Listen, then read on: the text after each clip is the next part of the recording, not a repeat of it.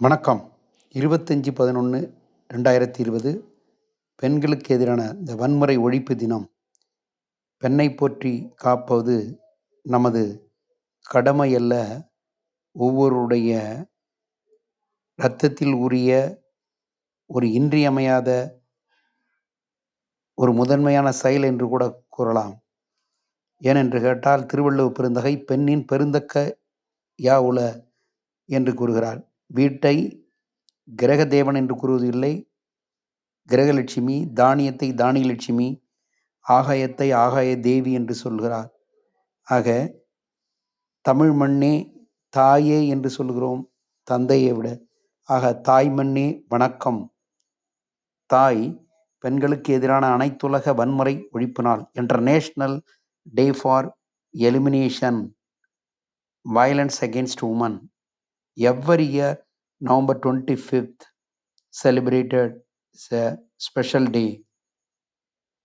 உலகளாவிய ரீதியில் பெண்கள் இன்று பலவிதமான வன்முறைகளுக்கு உட்படுத்தப்படுகின்றார்கள்.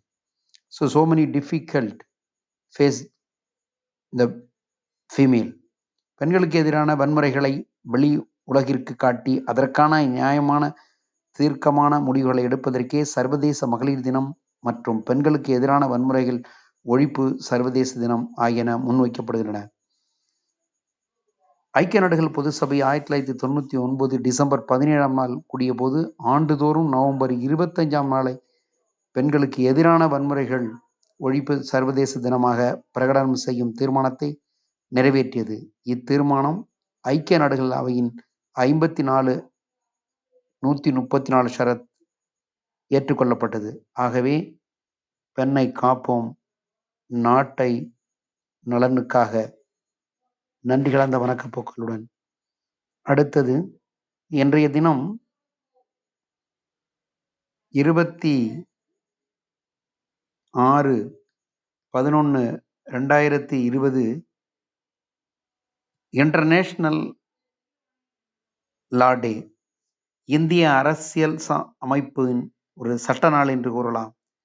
2 வருடம் 11 மாதங்கள் 18 நாட்களில் உலகின் தலைசிறந்த அரசியல் அமைப்பை சட்டத்தை உருவாக்கி நவம்பர் 26இல் நாடாளுமன்றத்தில் சமர்ப்பித்த நவீன இந்தியாவின் தேசத்தந்தை பாபா சாஹேப் டாக்டர் அம்பேத்கரை போற்றுவோம். மோதிலால் நேரு, சர்தார் வல்லபாய் பட்டேல், இப்படி ராஜாஜி, பக்ருதீன் அலி அகமது, இப்படி பல்வேறு மற்ற தேச தலைவர்கள், காந்தியும் பாரிஸ்டர் பட்டம் பெற்றார். நாட்டு தலைவர்கள் நாட்டு நலனுக்காக அரசியல் அமைப்பு என்பது வீடு முதல் நாடு வரை காக்கப்பட வேண்டிய ஒன்று. சிலவற்றை எழுதப்படாத சட்டங்களாக இருக்கலாம். ஆக அந்த சட்டங்களை மதிப்போம், நாட்டினுடைய திட்டங்களை போற்றுவோம். நன்றி. இன்டர்நேஷனல் லெஜிஸ்லேஷன் லா டே. தேங்க்யூ.